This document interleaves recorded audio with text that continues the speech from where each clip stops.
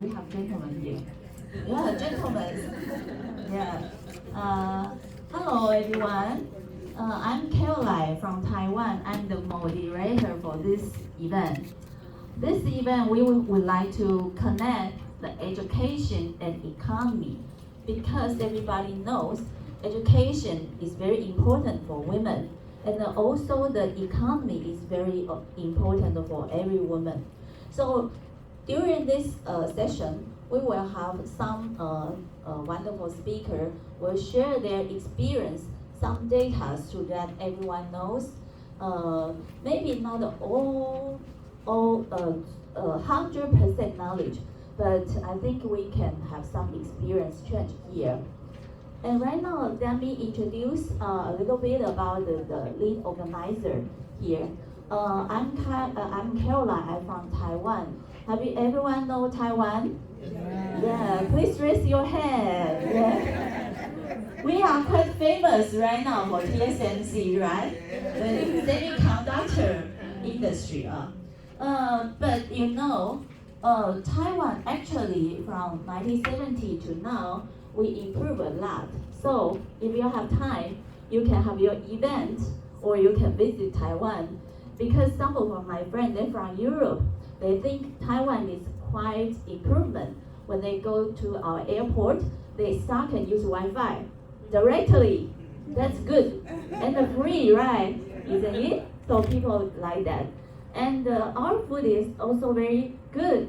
We have lots of food. We have Taiwanese food, Chinese food, Italian food, Cantonese food, and French food, any food. And also we have Indian food, lots of.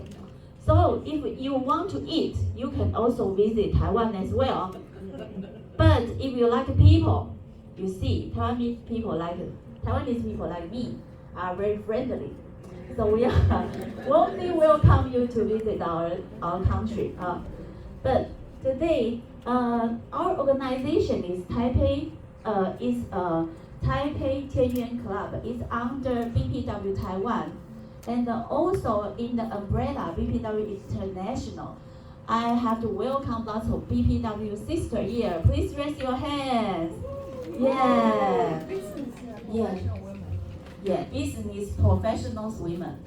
And we have another co-organizer called Taipei International Women's Club. That's one of my club. I used to be the president before. It's also a very good club. It's already 74 years old in Taipei. And our three pillar is education and philanthropy and friendship. So when the people come to Taiwan, they will find IWC or TIWC. Okay, this is our four speakers. Later I will introduce them for a little bit. Okay.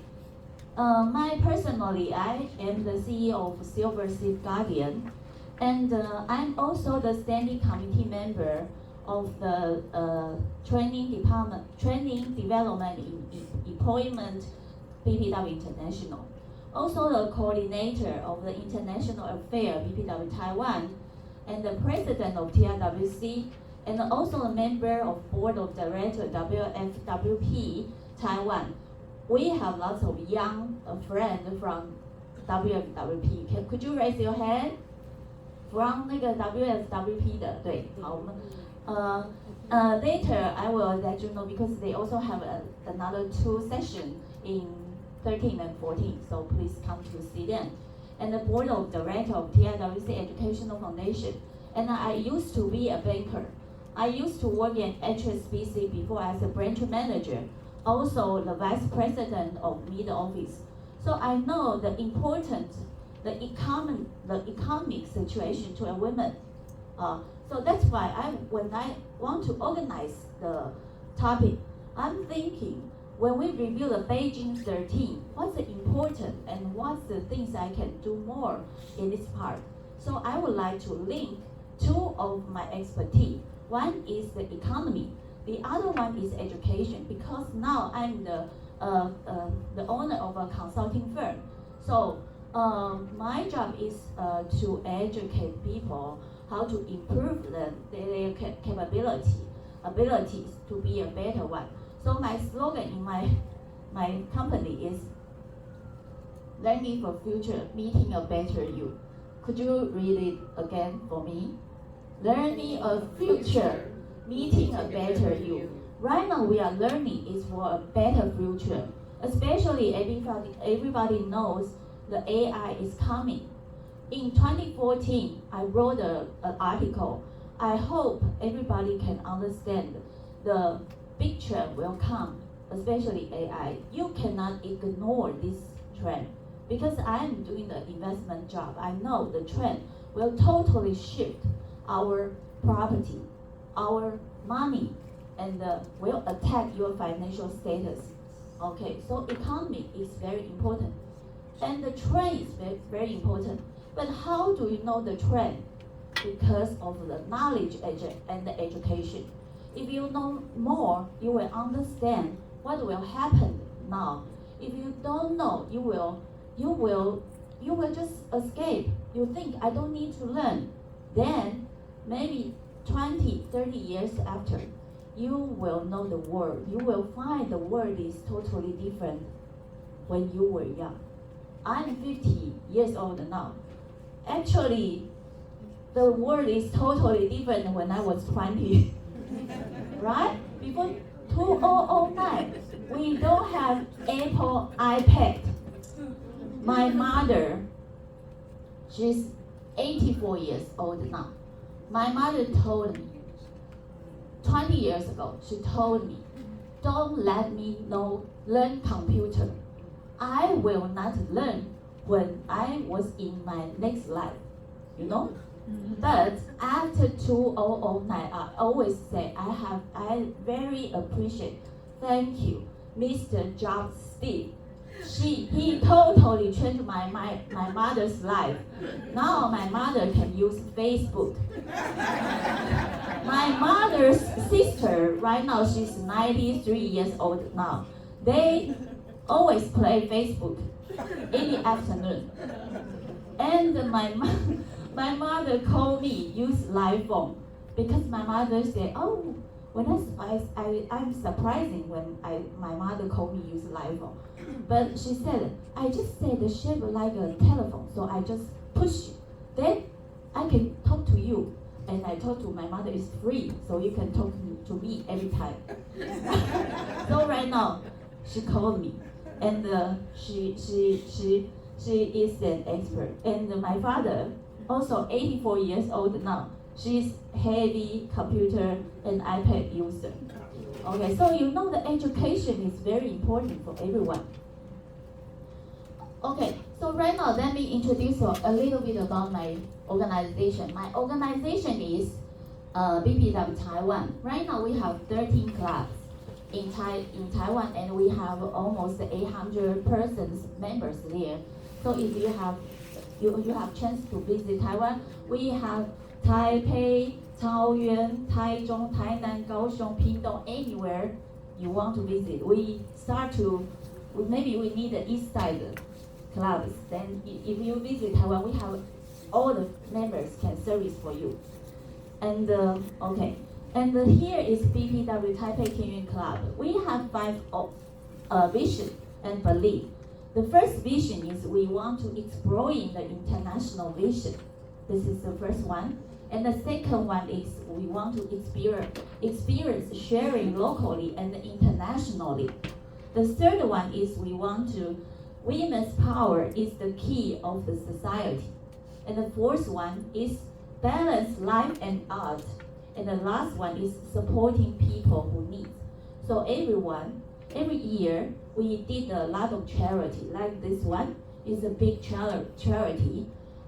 We donate about the money to, this time is around 150 daughters, who is only female, only young girls. We don't donate for the boy. It's a kind of discrimination, I think. Yes, but why we can do the donation? because our economic situation is good, so we can share to others. So the economic situation is also very important. Okay. In Taiwan, we are very focusing on the equal pay day. And I have already checked the equal pay day status to other countries. I think the data in Taiwan is quite good because our equal pay day from 2020 is always in the February. The 2020 is in the February 21st, 2021 is February 20th, 2022 is February 27th, and 2023 is February 27th, 2024, 24th. And this year we back 3 days. So it's not a good status. We have to be very worried about that. So we will work more to let this number going back. And here is, the woman on board is also very important statistics for every of us. In Taiwan, you can see the number is increasing from the 11.5 to 16.5 right now. Actually, why we can increasing so much? Because of course, because the awareness of the women, they attend NGO CSW meeting, so they bring this kind of concept to Taiwan. And the second one, when they bring this kind of concept to Taiwan, they also ask our government to set a law. So right now, our government set this law and ask this ratio have to up to 13. So that's why we up quickly, okay? So when we're doing some job, we also have to deal with our government, then make a quick increasing. Here is the higher education status among different countries. You see Taiwan, actually we have, this number is how many percentage women in different categories. Like the first one is in Taiwan, we have a very higher percentage, 72.3 in the college graduate, but lower in the PhD side, you can see, lower than other countries. For example, in United States, you have 55, but in New Zealand, you have 52.5. But in Taiwan, we only have 33.5. So that's why we have Dr. Chien here. She is wonderful girl to be a PhD. Okay, later I will introduce her. Girl, everybody is girl here, you will live until 100 years old. So now we are girls. Yeah, right? I always think I have another 50. So right now I'm very young. Yes. Right. Okay. And the percentage of the women who feel financial independent, the ratio in Taiwan is quite high. We are quite satisfied with our situation. So it's 72. It's a survey from Fidelity Investment. Okay. So 72 compared with China, Hong Kong, Singapore, UK, Japan, Germany, we are quite higher. Also, this ratio is quite happy in Taiwan. So that's why, Taiwanese mother always care about money every day. So we are earn money, counting money, saving money. So we buy the property. So we are happy, right? Okay. And here is I want to know why we have this topic to relate it to the economic situation and to the education, because the correlation ratio is quite high. You can see if you have if your education is higher, you can have more money. This status is 2022, not very far from. So it's a brand new data. So if you have professional degree, you can earn the most money, 157,800 money. Okay, so it's quite good. So that's I would also want to introduce my book, but I didn't bring it. I actually wrote a book 2016 called Beast Coming about women's leadership. Actually, I wrote this book in 2014. At that time, Taiwan don't have the female president, but after 2026 we have. I hope United States could have a female leaders quickly. Barbara, please work for it. Yeah. Okay. This book I wrote because I think I'm talking about bees, like a society, and in the bees society, the queen is the most important, right? The worker is not important. So we are the center of our home. We have to be very confident over that. I always think I'm the center of my house. Okay, I'm not dominant, but I have to think. I am the center of my house. My house strength depends on what I'm going to do. So I think the mother, you can influence 3 generations, from your children, first generation, to your grandchildren, grandson, granddaughters. So that's because if you have higher education, your next generation will change. That's the things I think the education is very important. So that's the introduction. I would like to let you know why we have the topics here. Right now, I'm going to introduce our first speaker. Is a very beautiful girl here, Herlin Chien, and she is our BPW regional coordinator for Asia Pacific 2024 to 2027, and she is also the professor of National Pingtung University of Science and Technology. And today, her speak is going about the border action needed for both the women economics in Asia Pacific. Could you give her a big applause? Let's welcome Dr. Chien, and the floor is yours.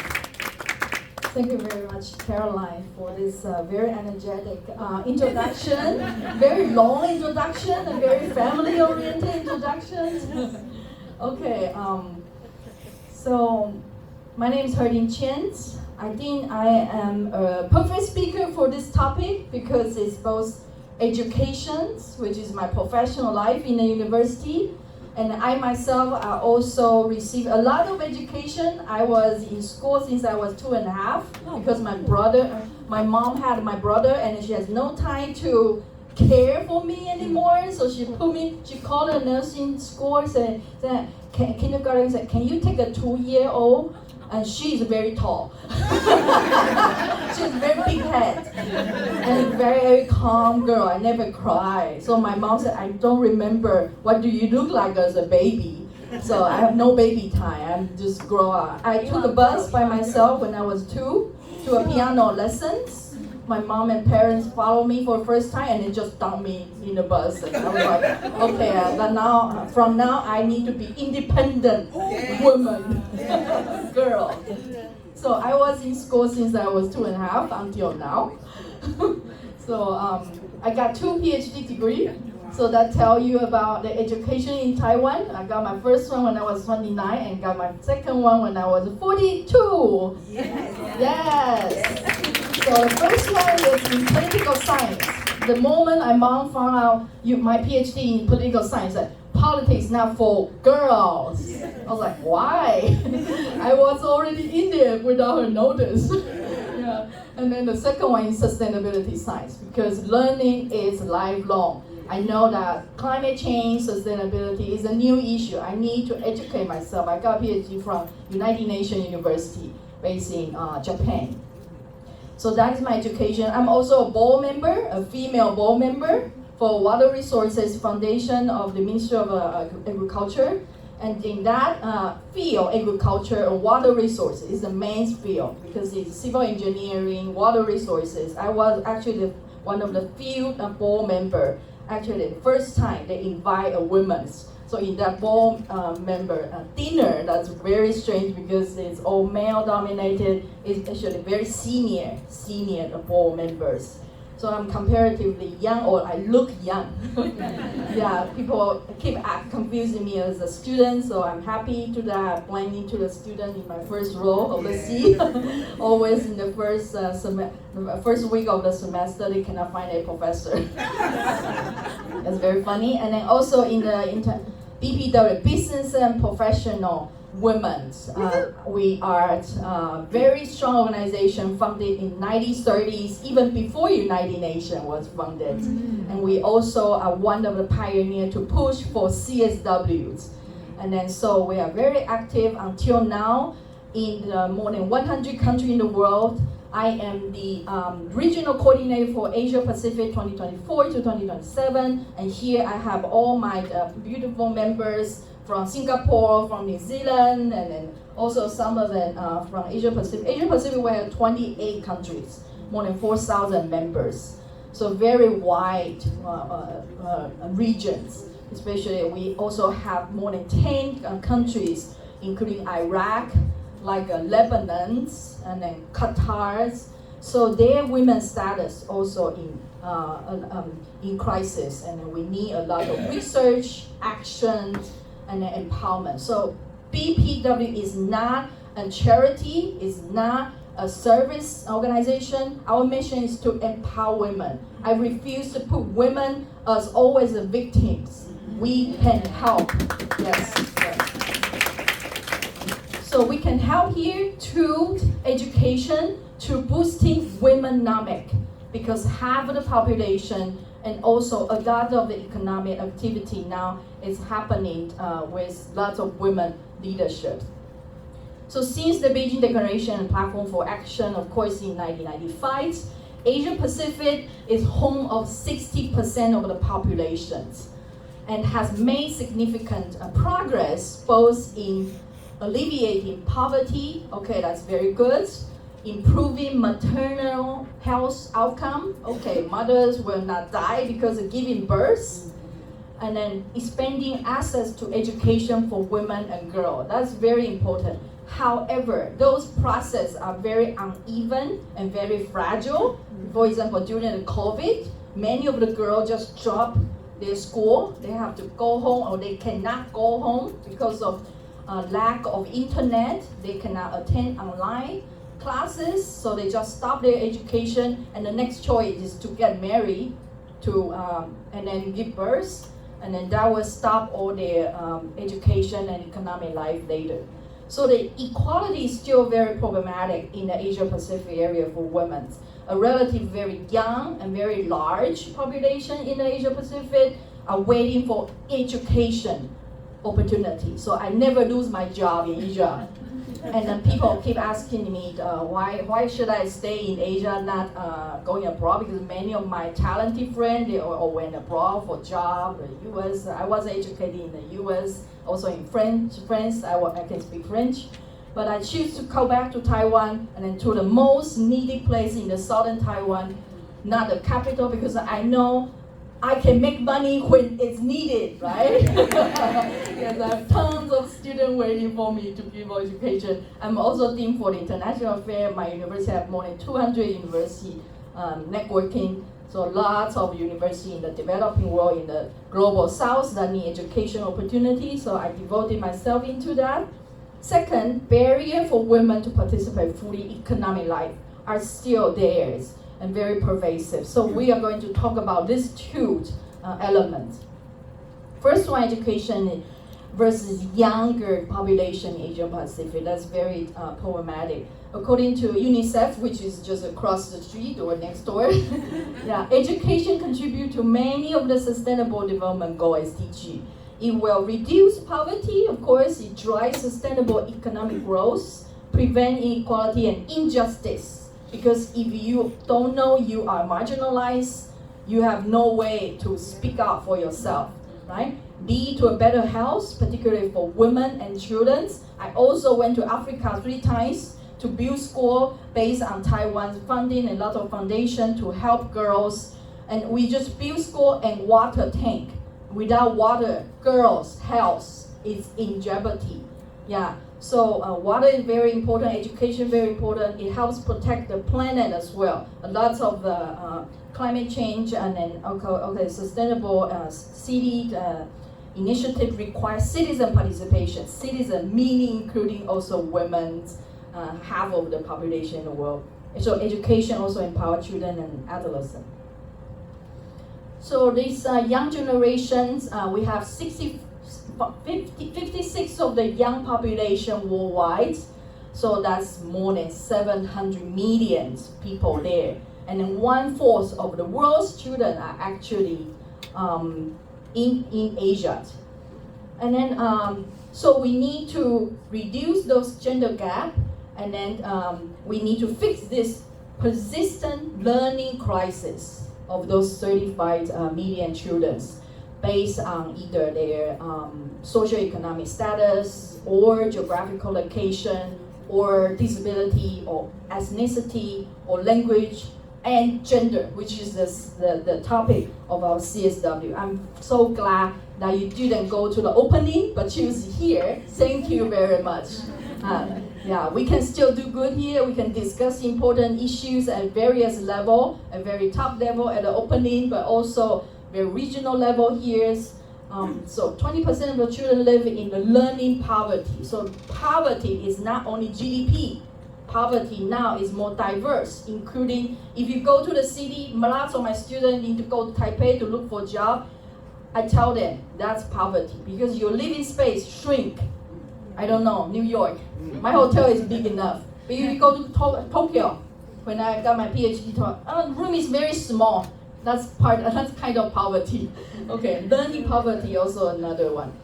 So we need to boost the children's very basic literacy, numeracy, not mentioning 21st century skill like AI, like others, because those require infrastructures, Wi-Fi, internet, and also tablets, etc.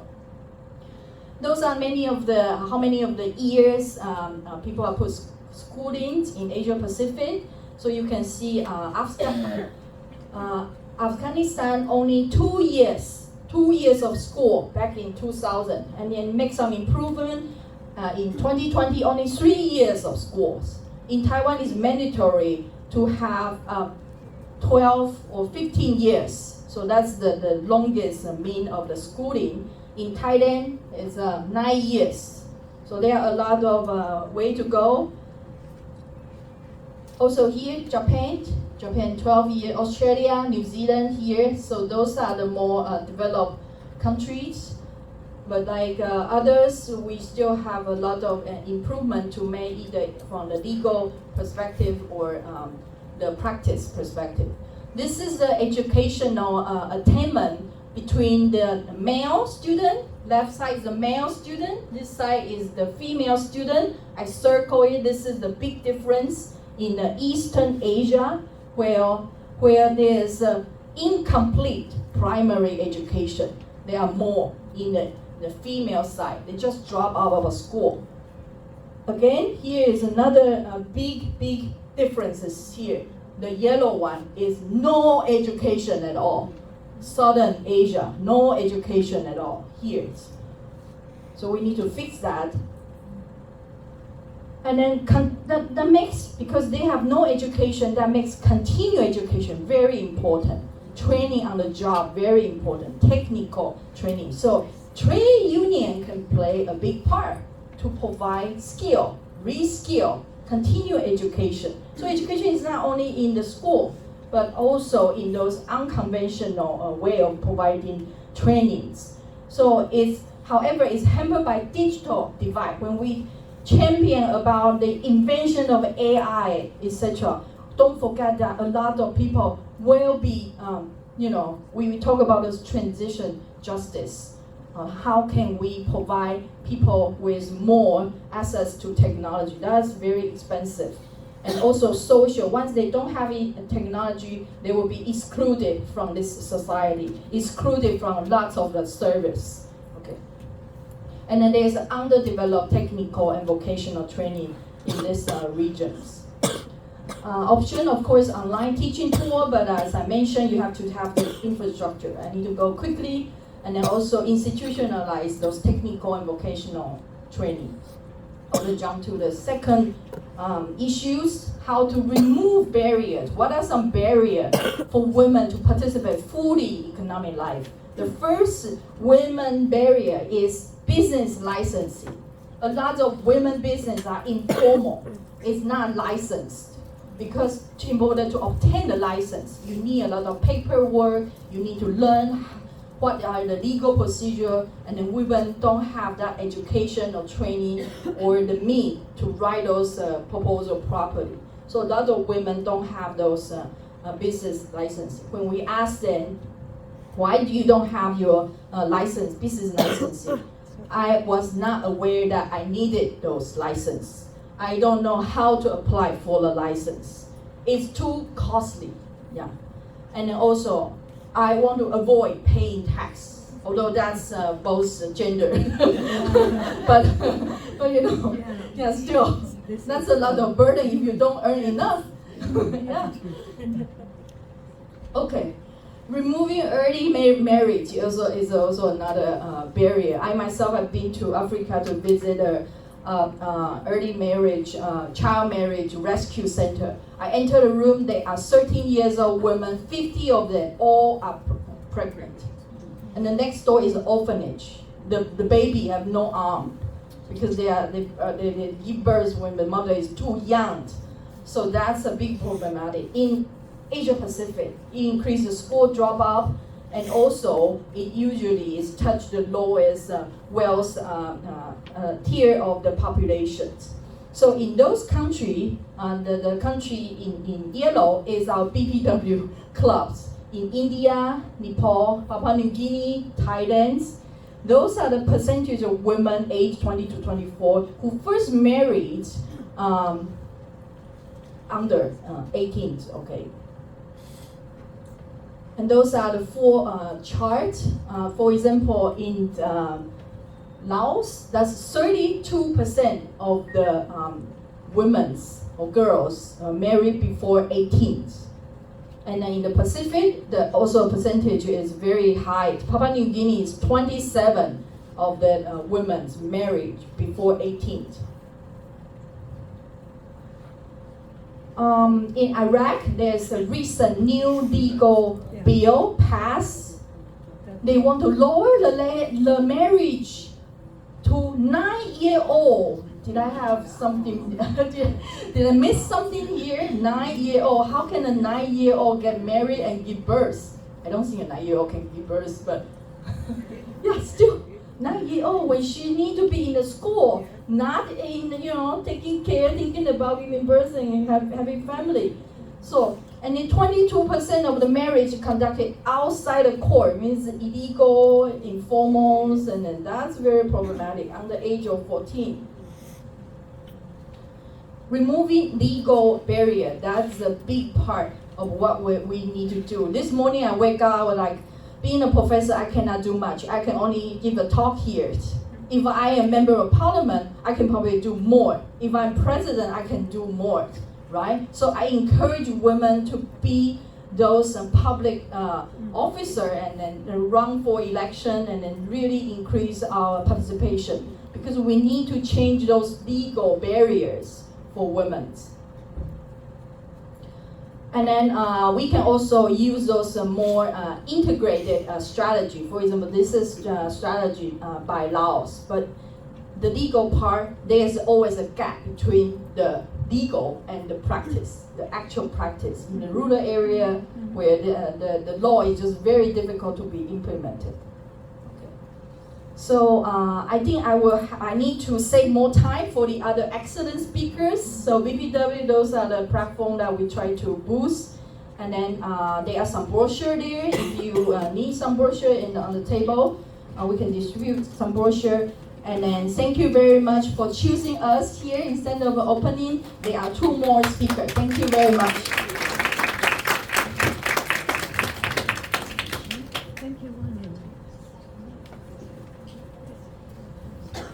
I think that's wonderful, right? She's a very good young lady. We are so proud of her because she's a representative of Taiwan. And right now I'm going to introduce my next speaker. It is a very excellent Carolyn Savage. And actually she's a regular architecture and the senior development managers and also got of license, lots of license, right? From the MSDG, MArch, BArch, and something. And she is the BPW International Executive Secretary now. So she serves BPW for a long time. And also the BPW New Zealand past president from 2014 till now. So today her speech will be talking about when women and girls from low socio-economic environment have access to education, they can break down barriers to economic empowerment. Do you want to invite our brilliant speaker now? Please give her a big applause.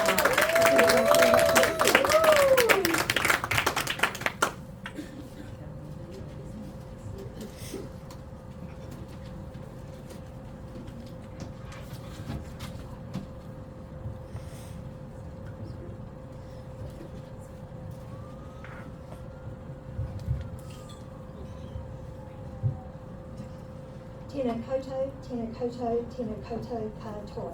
Greetings, greetings, greetings to you all. The power of education to break down barriers to economic empowerment. Sorry, wrong way. This way.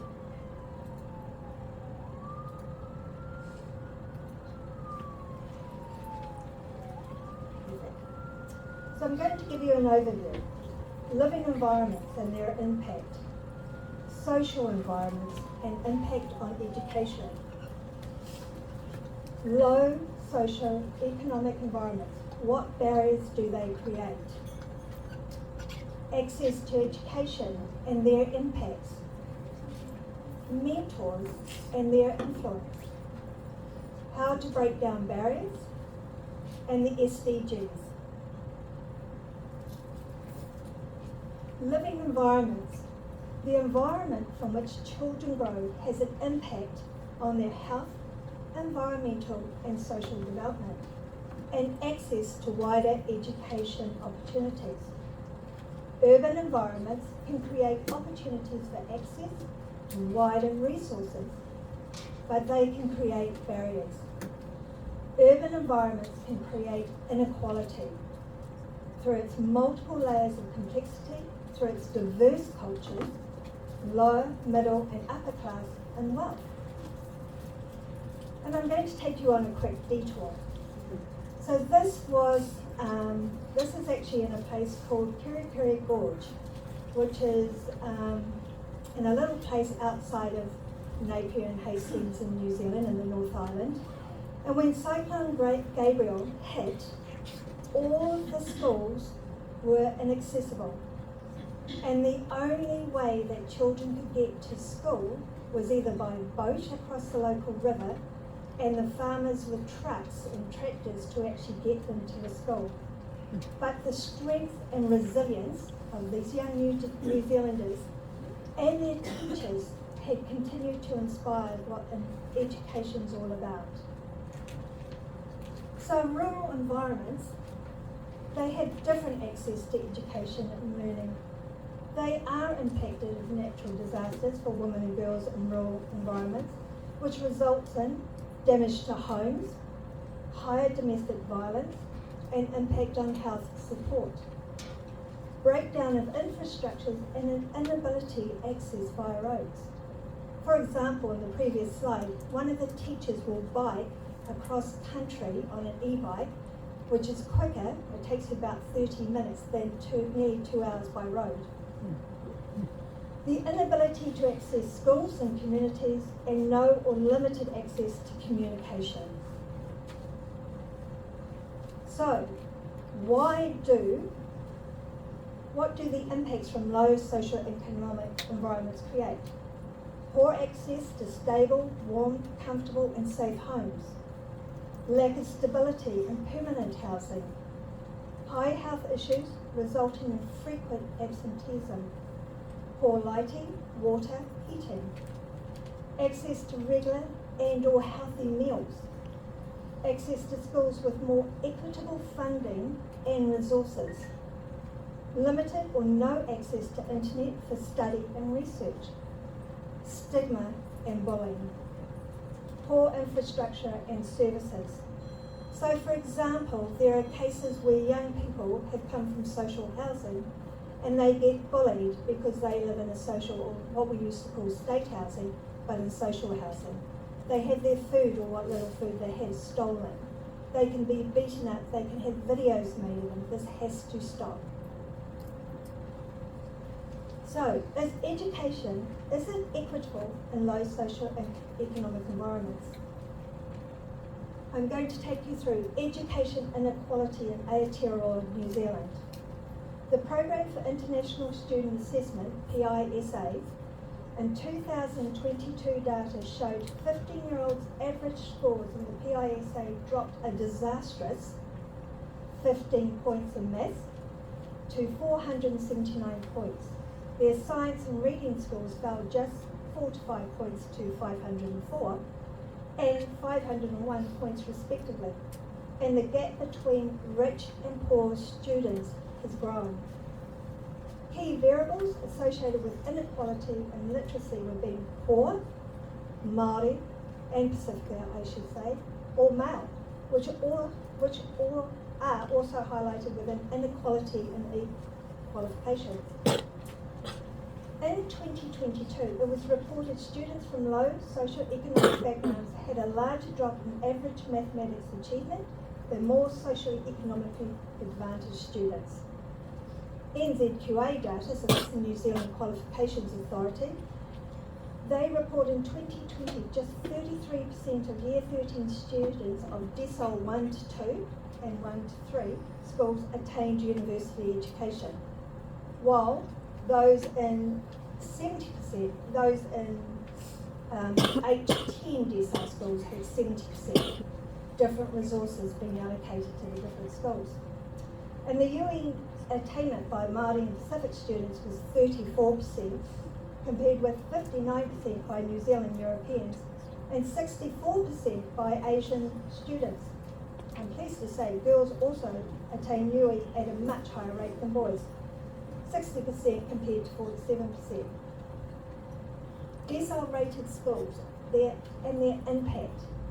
When the decile rated school system was implemented, there was an exodus from schools in specific regions for children to go outside of their region because the perception that a low decile school had a stigma to it. So the decile rated system was where the government used a calculation system to determine how much funding the school required, based on the percentage of the school students that lived in low socio-economic or poorer communities. So they were already being discriminated. Lower decile schools had more students living in poorer conditions. The results when the decile school rating system was implemented, there was a shift in students from low decile schools, 1 to 6, to an increase in special environments in high decile schools, which has actually impacted on the school structures, the number of buildings, and even the infrastructure and bus and train services. For example, in Auckland, they had mass children will go from, say, Pukekohe into Auckland Central to attend a higher decile school. A school's decile ranking was used to determine how much public funding it required, and it was arrived at by scoring social economic factors such as students' home income. So, we've now shifted.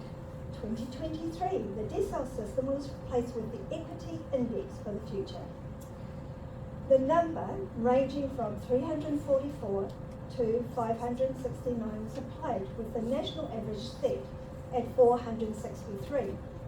The higher the number, the more barriers students faced in their educational achievement.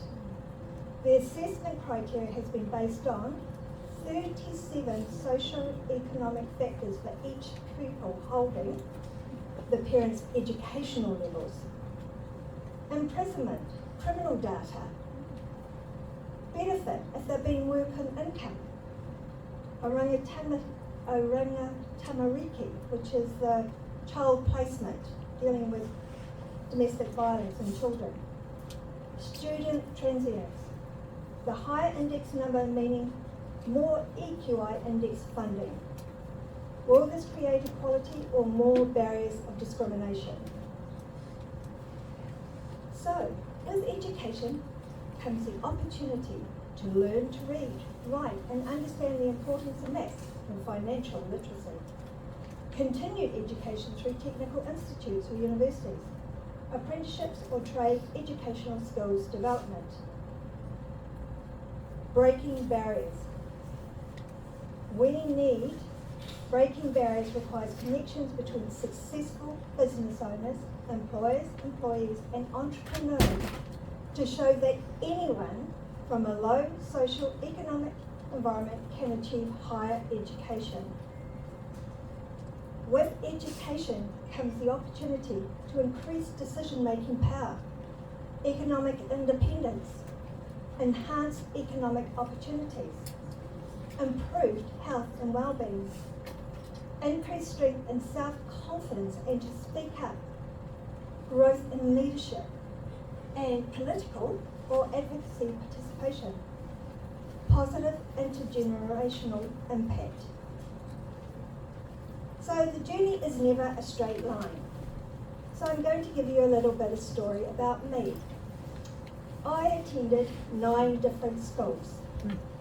I lived in poor state social housing. I spent nearly 7 years in and out of hospital. So some of my education was from the ladies who brought the books around. Both parents worked low-paying jobs through no formal education after the ages of 15 and 16. They still understood the importance of education. I worked and studied part-time for 5 years to learn architectural drafting. I decided in my mind in 2005, I was going to become an architect. So I went to the Auckland University, so I had to put a typo, of 1996. And the reason why I decided I was going to become an architect, because I could see some issues in the construction industry, and I was told in one place, who do you think you are? You're from Auckland, because my husband had been relocated to Christchurch. You are a draftee, so you really don't know much. And third, you're a woman, so you're really in the wrong space. There were 3 of us in the room. So, and in 2000, went to university in 1996, as I said, and finished my 2 degrees, got Bachelor of Architecture and Bachelor of Architectural Studies. And then in 2003, we had a miracle in our son. So my husband said, look, you were always going to do your Masters. Why don't you do it? So I had a baby.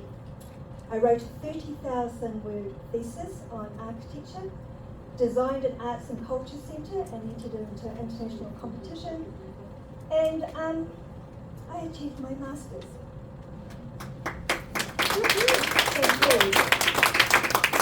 So one of the biggest achievements in 2007, I became a registered architect, one of 17% of women registered in New Zealand. Wow. So, with education, opportunity for economic empowerment and well-being gives you the ability for higher paying employment. Well, I was a woman architect sometimes. Entrepreneurship, international engagements, and you give back. Because when you learn, you know the value of giving back. So you give back through mentoring and participation in non-government organisations. So these 3 quotes I think are really important. Tell me and I forget. Teach me and I may remember. Involve me and I learn. Nothing is impossible. The word says, I'm possible. And ability is what you're capable of doing. Motivation determines what you do. And attitude determines how well you do it. So, you think I might have finished with education. Then my husband went one day, Carolyn, I've seen this thing online. you should study the Masters in the Sustainable Development Goals. I went, why? He said, because you were there in 2015 when they were signed. So, I was then invited to speak in New York, and I've spoken on women and the role of water diplomacy. I've spoken on the SDGs, cities and sustainable communities. I've spoken at the International SIBA on sustainable and social housing. And this is all because of the education that I've received. Now, advocacy and leadership. I've done a lot of work with BPW, and I would say I started my journey because they gave me, or I won, the Second Chance Education Scholarship, which then really made me do my Masters in Architecture. And that was a stepping stone. And there were a number of mentors and a number of people who have been behind me to lead me to this position. I am now the International Federation of Business and Professional Women, BPW, also known as BPW International, Executive Secretary for 2024 to 2027.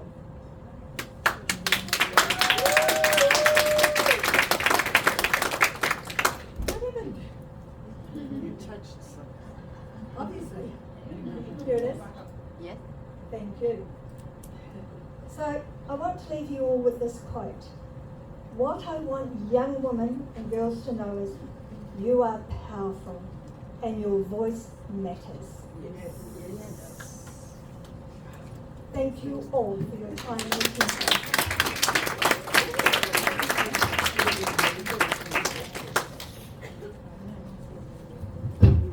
Thank you, Carolyn. And I think give her a big round. Yes. I think she is a good example. If you want to learn, you can learn. And if you have goal, you can achieve it. That's a very good example, right? Okay.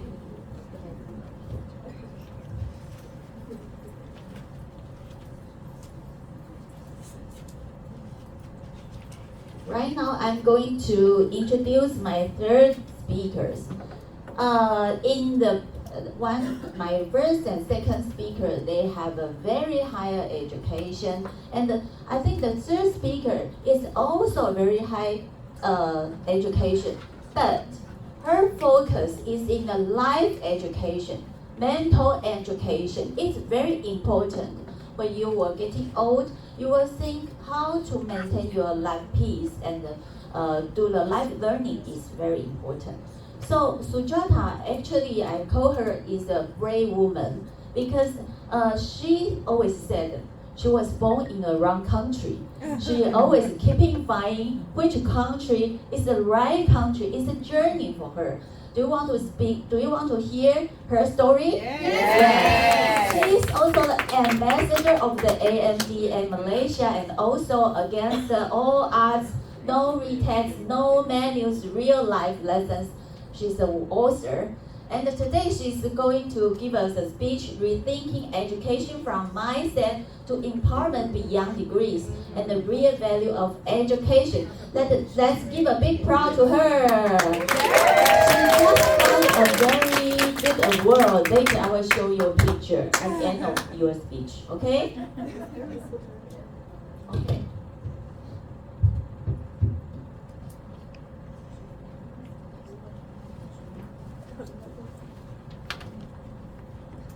Good morning. Good morning. It has taken me a while to reach here. It's been a long journey to stand at this place. And believe you me, I was always told you can't go there. I'm not joking. It's serious. Whatever I say is what I have seen in my journey. And just as it took me such a long while to get my voice being heard today, I'm going to tell you stories about people who may not and cannot reach here. So it is my duty to actually take the stories and bring it to you so that you may know real life stories about real life people and the challenges that they face. So this is my presentation because what is the value of education and what is the true meaning of education beyond the degree and certificates that we hold? It's actually how you behave and how you operate. That is very important. You can have all the degrees in the world from the best of institutions, but how do you lead your life? Do you put down people? Do you bully people? Then what's the use of that education? I won't go into long this thing, but there are enough statistics that even world famous criminals came out of Ivy League schools, right? So that's the thing. Next one.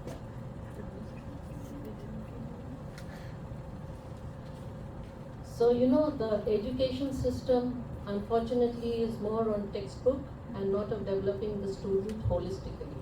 I mean, that's what I have seen and felt even in my journey and even in my children's journey. We still go to the textbook approach.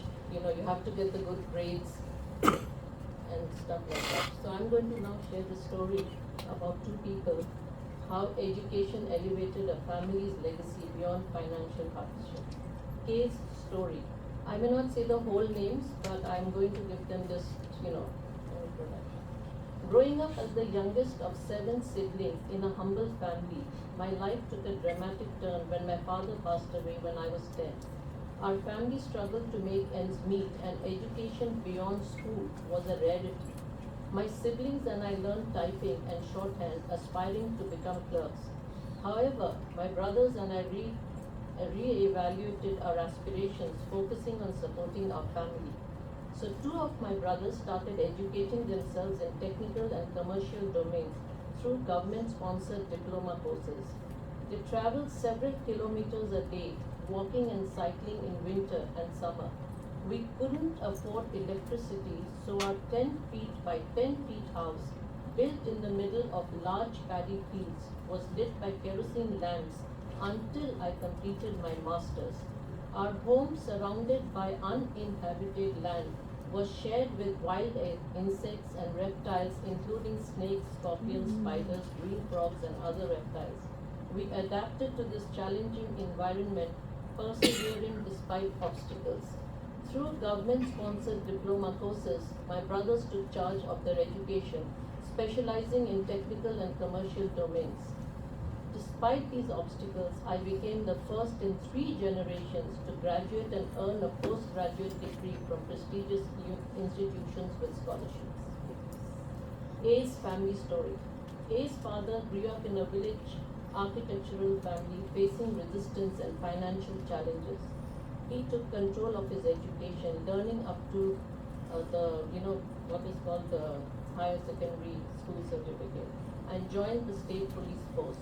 Through hard work and further learning, he rose to become an inspector. Investing in children's education, he encouraged them to reach higher levels. All 3 children became professionals, working and living overseas, raising their family's standard of living and guiding and supporting others with education. Next slide, please. So now I'm going to tell you the story of 2 women. They are from the low income group. They actually are cooks, but they earn very little and they don't have access. They don't even think of education when they're there. Their parents never put them through school because it's just survival, right? So you just pick up the jobs of doing household help work. But these 2 ladies who I know them personally, one of them, she lost her husband and she decided to educate herself with the help of the people who she was working for, who really supported her. And she went on to do her education side by side with her daughter. So if one was doing 10th, the other one was doing 12th. And today she is working as a manager in a call center. She's got a good house. So it's like your slumdog millionaire story, So from that stage to a house, and now her daughter is getting married. Both of them are doing good jobs. They've done their accounting professional certificates and stuff like that. So you can see the other one, unfortunately, happens to be in my house. She's been with me for 20, 30 years. Is like a family member, but refused to study. Even though we were prepared to help her, she just refused. So what can you do? You can take her house to the bottom, but can't make it good. So she is where she is, while the other one, as you can see, who took the risk and the plunge and the determination. But she progressed.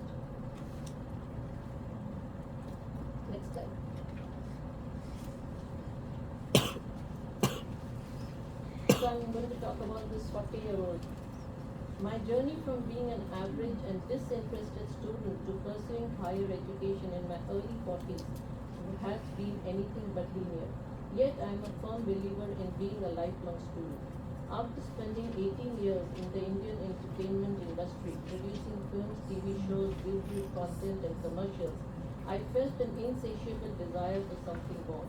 At 42, I decided to complete my graduation, followed by a certificate program from UCLA and an MBA from AMDA University, pursuing both simultaneously. When I decided to pursue further education, I was met with skepticism. Many people told me it was rather late in the day, that I should be content with my existing experience and skills. But instead of being disheartened, I was even more determined to pursue my newfound calling.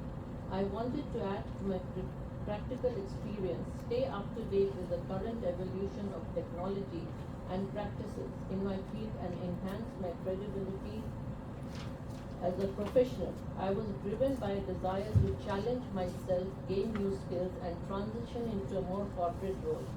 Pursuing higher education at 42 was not without its challenges. Balancing studies with my existing commitments was daunting, and there were times when I felt like giving up. However, the support of my family and friends, combined with my own determination, kept me going. The experience has been transformative both personally and professionally. It has not only broadened my knowledge and skill set, but also given me the confidence to pursue new opportunities. I've been able to leverage my educational background to transition into a corporate role where I can apply my skills and experience to drive business growth. In retrospect, I realized that pursuing higher education in my 40s was one of the best decisions I ever made.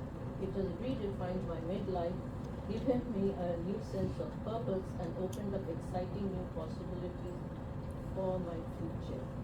I would like to say here, because a lot of people in this room have met this person. She happens to be my older daughter.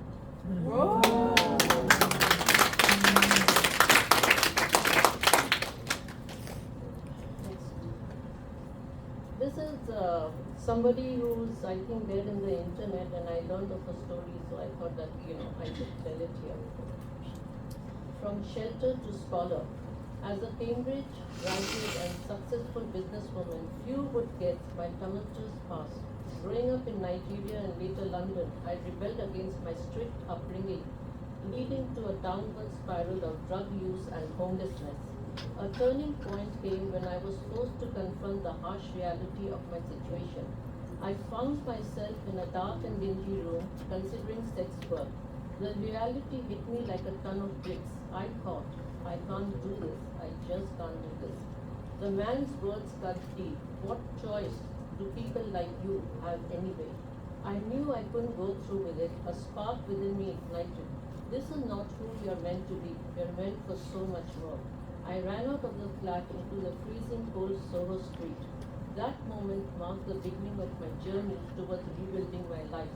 With the help of a woman's shelter, I began to get back on my feet. I enrolled in the University of Wales, Bangor, studying banking and finance, and eventually graduated with a first-class degree. A chance meeting with a Harvard MBA graduate changed everything. She encouraged me to apply for Cambridge MBA, believing in me when I didn't believe in myself. With her mentorship, I scored in the top 2% of GMAT exam takers and was admitted into the Cambridge MBA class of 2007. My story demonstrates the power of self-directed learning, autonomy, and resilience in overcoming adversity and achieving success. I now devote my career to helping others find their direction and create a life beyond their wildest dreams. Next slide. This is a lady actually who I know and who stays in Singapore. Breaking barriers to find purpose. I was born in Tonga, South Africa, into a traditional Indian community. My parents valued stability and tradition, but I had a different vision. Growing up, I faced limitations and biases. Entrepreneurship was deemed too risky, especially for an Indian woman. I pursued science, becoming a medical technologist, and moved to Johannesburg for training despite initial family disapproval. I later brought my younger sister to live with me, exposing her to new experiences. Today, my sisters and I have achieved great success. My younger sister is a certified ethics officer and global investigator, while my second sister is a delivery head in the banking and financial services industry. I transitioned from the laboratory to the pharmaceutical industry, becoming a regional director for a multinational company in Singapore. This career shift was unexpected yet pivotal. While working a weekend shift in the laboratory, I was approached about joining the pharmaceutical industry. Despite having no direct sales experience, I nailed the interview by leveraging my deep knowledge to better serve physicians and patients. Throughout my career, I continued to empower myself with certifications in marketing and sales, European leadership, and emerging African leaders. I have also obtained numerous certifications in healthcare, ensuring my knowledge remains relevant. Despite our successes, we remember our humble beginnings and the struggles of our parents. Our achievements are not just for ourselves, but for the generations to come. We hope to inspire others to forge their own paths despite their circumstances. Last slide.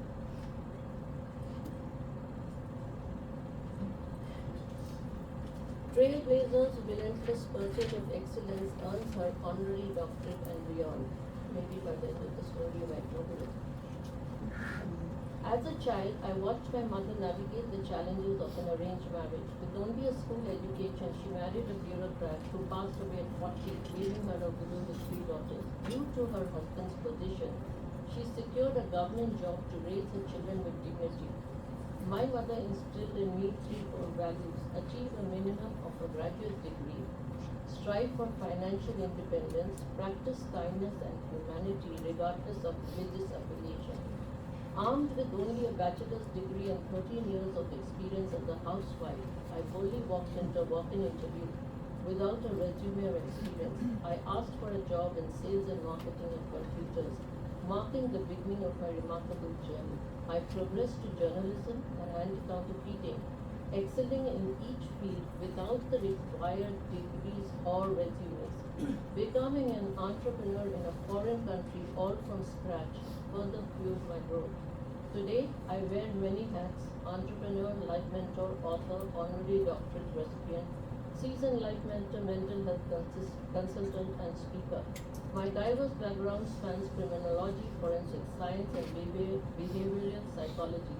I hold multiple certifications from prestigious institutions like Adventist, SG, and ICOES, specializing in mental wellness, regulatory compliance, and nutrition management. As a published author, podcaster, and speaker, I guide individuals in rediscovering their identity and fulfillment in personal and professional spheres. My life's journey has accumulated a wealth of experiences leading to insights and knowledge that cannot be taught in a classroom. Recently, I was honored with 2 prestigious awards: the Writing Constellation Award for my literary contributions, especially for my wit, which has inspired and empowered many. They in fact quoted me as saying that they're giving me the award for me saying I'm everybody's 2 a.m. 4 a.m. friend. The Against All Odds Hero Award 2025 in LA, recognizing my tireless efforts in helping people overcome trauma, tragedy, and injustice and fight for them. These awards are a testament to my dedication, perseverance, and commitment to excellence. Thank you, that's me.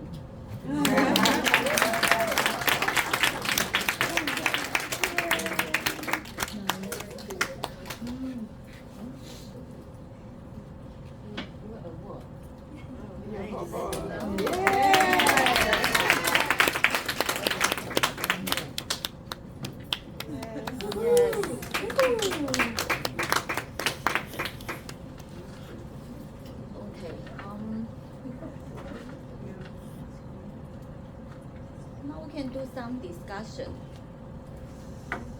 If you have any question, or because one of our speakers, she has the flight delay, so we have 3. Okay. For because I'm from Taiwan, so the 5, 1, ask a question, I will give you this one from our National Museum, our National Palace Museum. Is a cabbage, the famous cabbage in the world.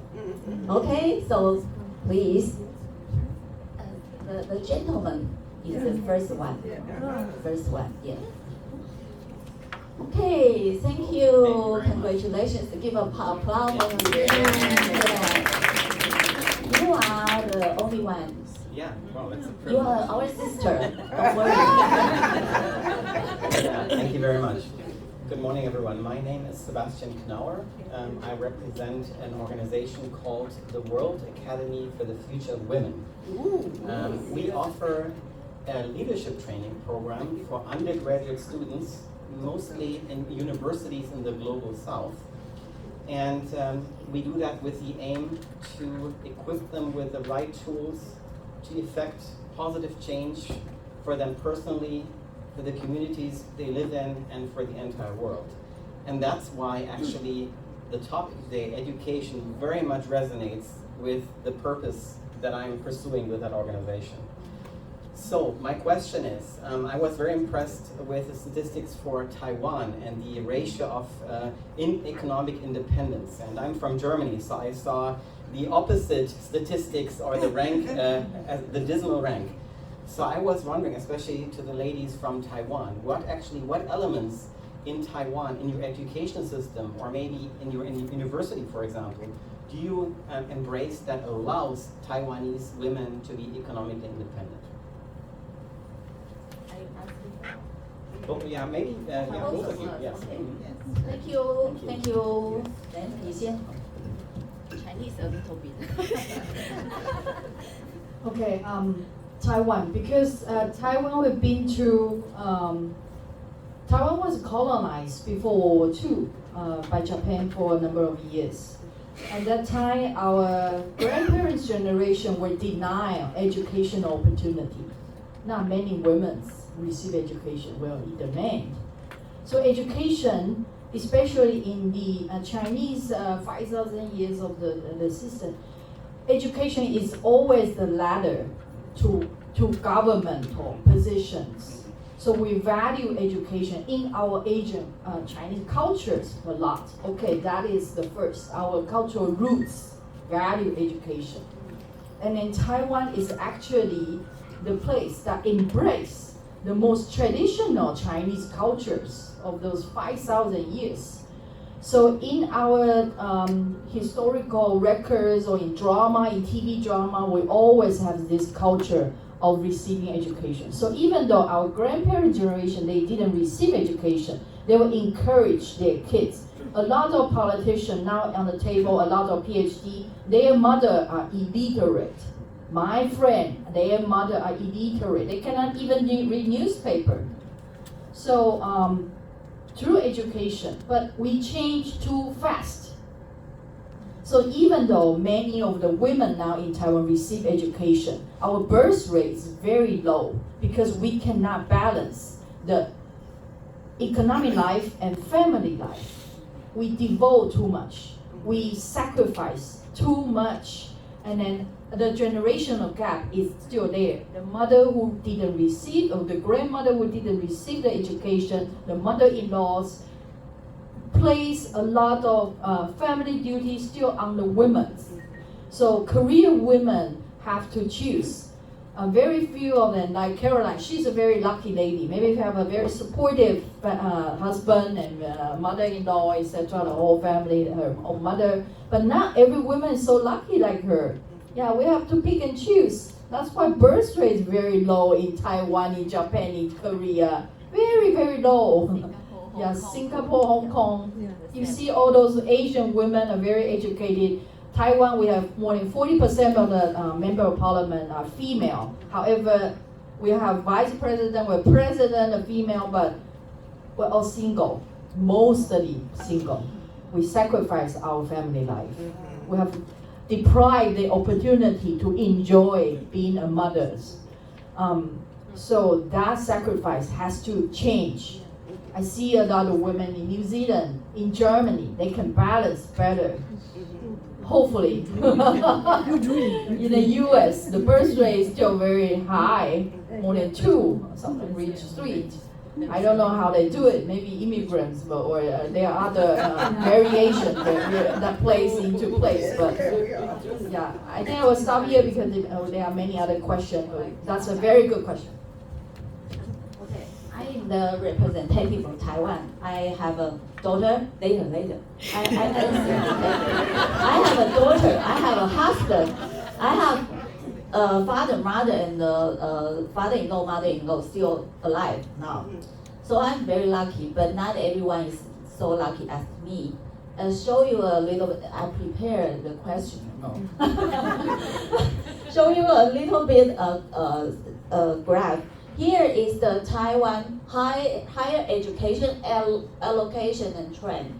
You can see when I was born in 1971. So when I was young, my mother, my father, their education is very low. So it's only men has 11%. They go to higher education. Like my father, she is graduated from university, but it's very rare. My mother graduated from college. That's why they encourage me to have my study for the future. So Taiwan, in the 1998, we still have a men, we changed a little bit. You see, the red one is women's rate. So from 1988, when I was 17 years old, okay, the rate is changed because our government forced us to study. We have, in my generation, we have 9 year must be study, mandatory study, yeah. But in my daughter's age is 12 years mandatory study and for free. So you see the ratio is changed right now. So now we have a higher education, the population in women than men in Taiwan. That's Taiwan. Just want to show a little bit status to you. Thank you. Okay, who is the second one? Okay, the lady, yes? Give. Sorry, only one microphone. Sorry. Yeah. This is a gift to you. Thank you. Hi everyone, my name is Solange. Ngavile. I'm originally from Democratic Republic of Congo, but I was born and raised in a refugee camp in Rwanda. And I love the topic of education because I believe that if it wasn't education, I wouldn't have been here today. And I just want to highlight that in marginalized community, there is no link between education and economy. And I'll say why. There is education, but there is good quality education and low quality education. So those who can link education to economy are those who have gotten the good quality education. In my community, you go to school, of course in a refugee camp. If you're lucky to go to higher education, you graduate, you come back, you volunteer in a refugee camp, and they pay you maybe $20 US per month. Now, if you have siblings, they're like, if my brother went to school in higher education and is coming here to volunteer, why would I go to school? So my question is, what strategies do you think can be implemented to make sure that it's not just in high level spaces, but also like the economy is also localized in those marginalized communities? Thank you. Yeah, that's really cool.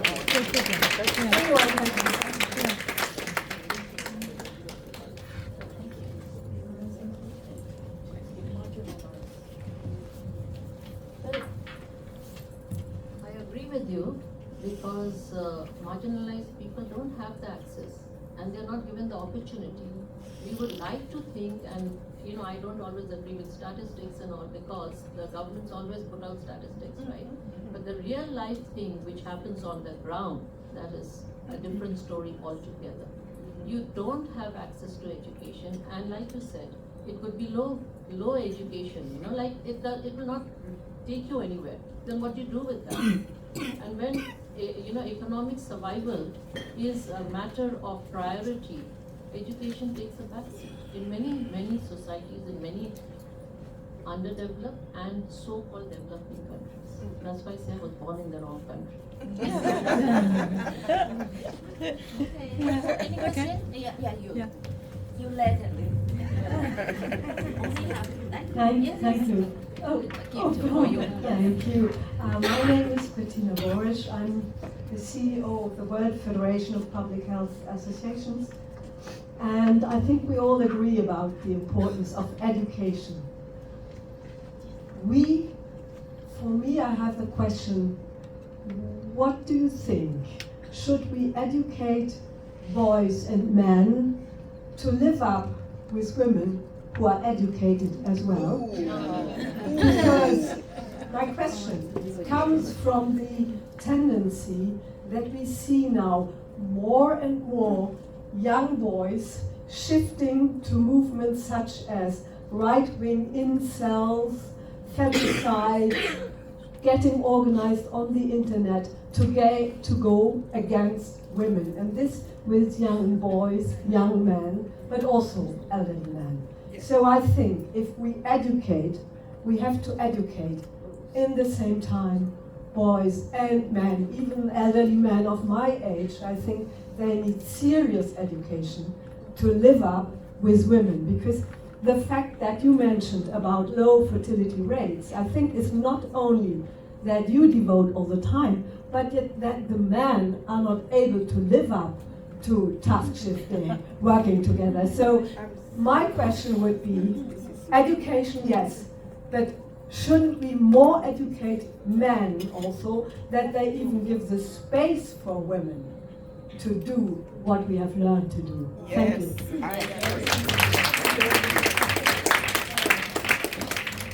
I'm going to answer this one. And the reason being, and I might stand up just so people at the back can see me. I'm going to tell you a case study. My husband was raised by a woman, by a very strong woman, and men that respected them. So he was raised in England, he was born, there's a bit of an age difference between him and I. So he was born during the Second World War. And he can remember his grandmother standing outside shaking her fist and telling people they weren't going to let them lose their homes. But the other thing his grandmother and his mother and his father had taught him, and his grandfather as well, women are respected. When you get married, you are not marrying someone to do your housework, to do your cooking, to sew and iron. You're marrying a partner for life, someone who is of the equal mind and equal opportunities. And I have to say it was my husband who's actually given me the support through education. And we've applied those same rules with our sons. And our sons have always stood up against bullying. They've actually got into trouble because they've stood up against bullying, both when they were protecting young girls and young guys in their schools. But they've said, we know the value of an individual, of a human being. And we are talking about human beings. It doesn't matter if it's male or female. So I agree, the education. So we need to bring that education in for guys to all understand that we're all partners in life. Thank you.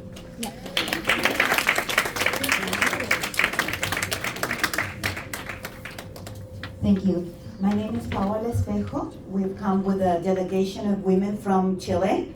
And we're a lot of us here. Raise your hands. All the way from the Women Economic Forum Chile. And my question is addressed related to AI. We heard about the digital divide, and we know the access of internet is crucial. And how do you see this new age of AI within the education and the power of women? AI is great because I see as an equalizer as well, setting aside the digital divide. Because the big difference between men and women is our physical strengths. Women are more fit for being a soldier in the old time. Now even the war is a digital war. Now women can be soldier as well, but in a different form. Yeah.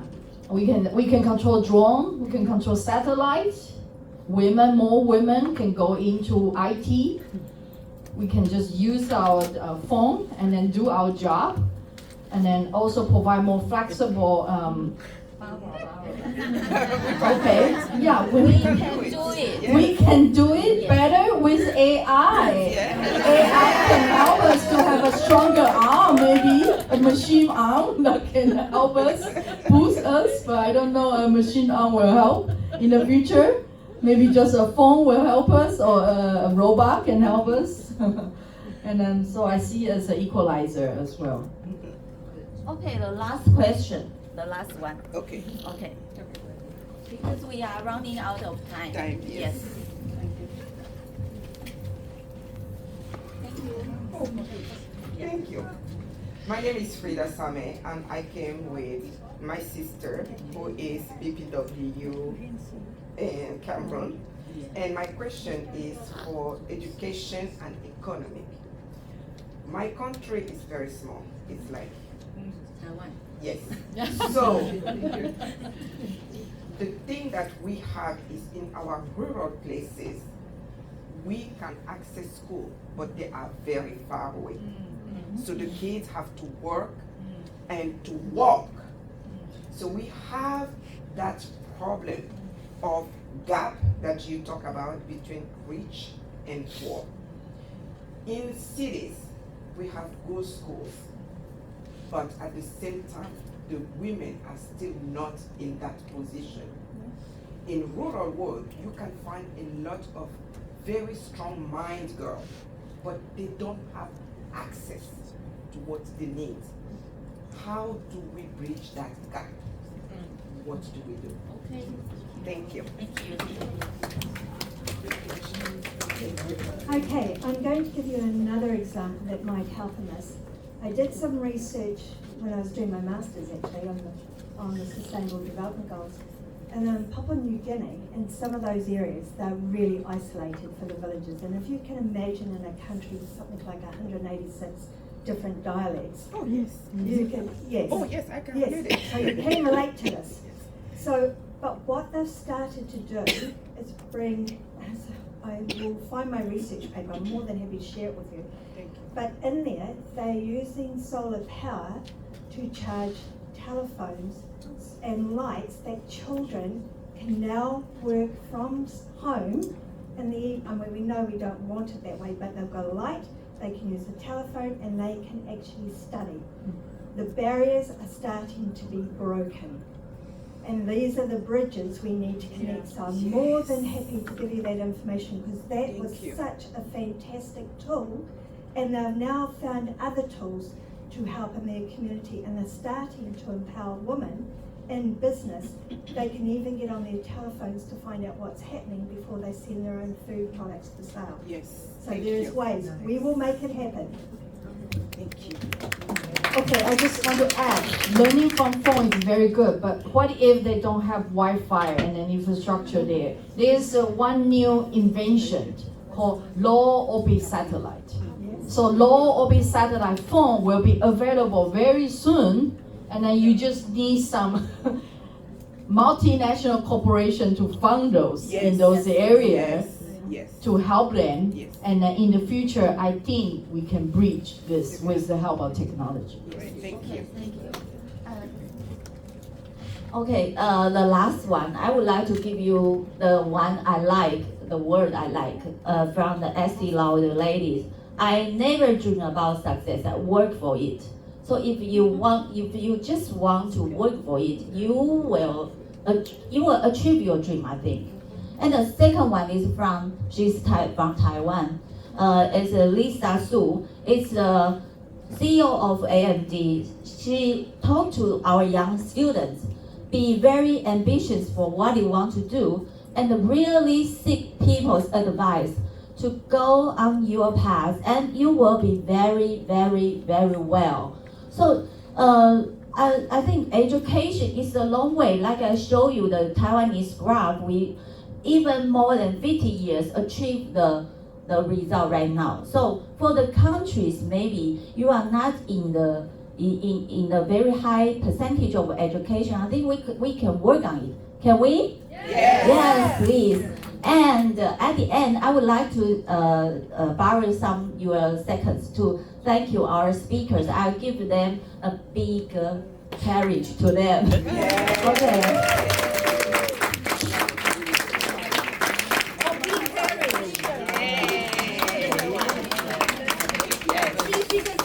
Okay, I want to donate my bigger carriage. Anyone want to have comment on today? Feedback. Picture Yes. first. Or picture first and then feedback, and then you can say one comment. Okay. Okay. I brought from Taiwan. Yes, so. Yeah, because I'm from Taiwan, I want to give this to people far away. Yeah. Like your comments. Okay, one in the middle. In the middle. So Before I give all of away. you, do you want to take a picture with us? Yeah. Then we move to that way. Just you one first. Oh, one first. Yes, please. Okay. Thank you. Okay, perfect. Wow, ladies, awesome. Thank you very much. Okay, you stay here. We go we there. go there, we go Reverse. there. Reverse. Okay. Do you enjoy our event?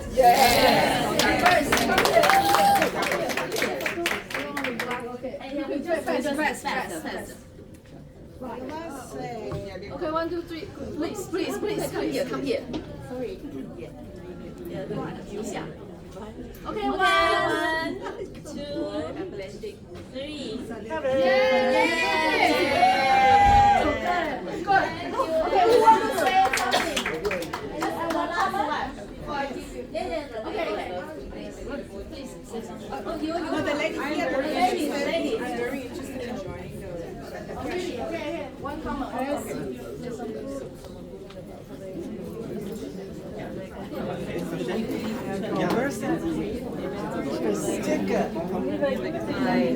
I am Winnie.